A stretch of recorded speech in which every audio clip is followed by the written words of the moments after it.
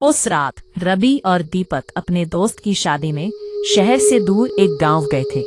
जश्न का माहौल इतना जीवंत था कि दोनों को समय का अंदाजा ही नहीं हुआ। जैसे ही गहराई रात ने अपने पंख फैलाए, तभी रवि के पिता का फोन आया। उनके स्वर में चिंता थी। बेटा, माहौल ठीक नहीं है, तुरंत घर निकलो। दोनों ने चिंता में अपनी बाइक उठाई और निकल पड़े। शहर का मुख्य रास्ता लंबा और सुनसान था। रास्ते में एक गार्ड ने उन्हें रोका।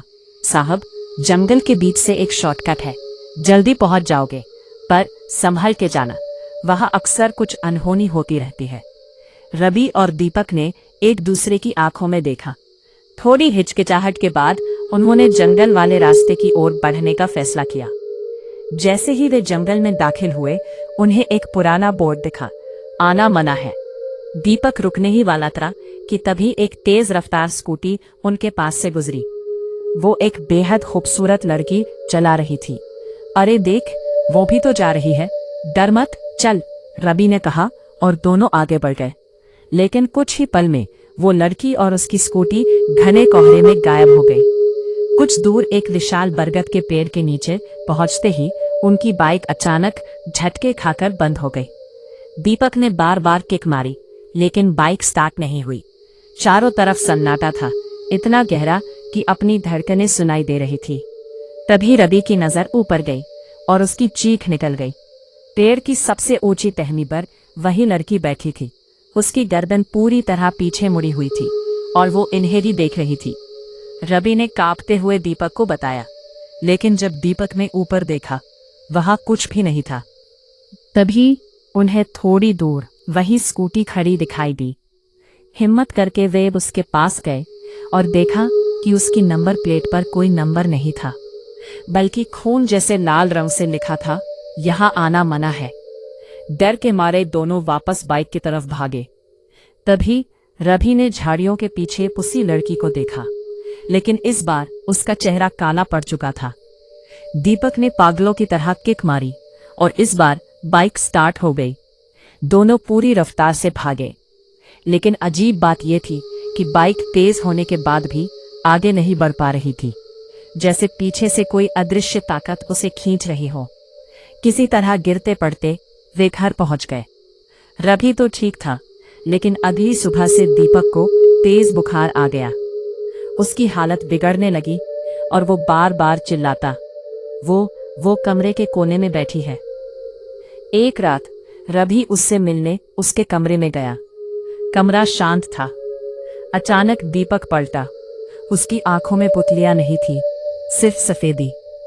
उसने रवि का हाथ पकड़ा और भारी आवाज में बोला, उस रात बाइक भारी नहीं थी, मैं भारी था, क्योंकि वो मेरे कंधों पर बैठी थी। रवि ने पीछे देखा।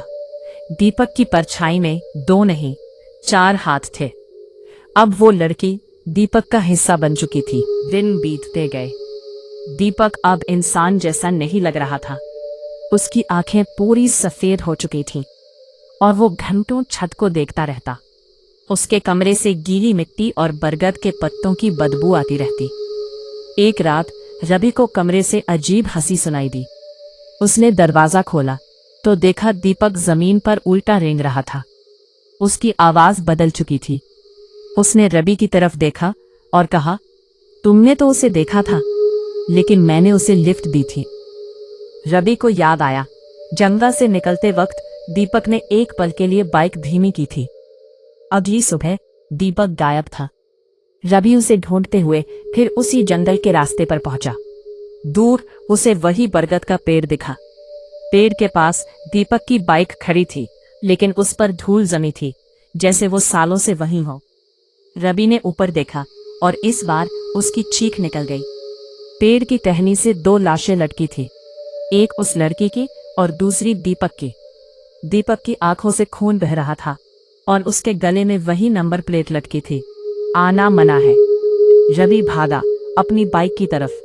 जैसे ही उसने बाइक स्टार्ट की, उसे महसूस हुआ पीछे कोई बैठा है। उसने शीशे में देखा, पीछे दीपक बैठा था।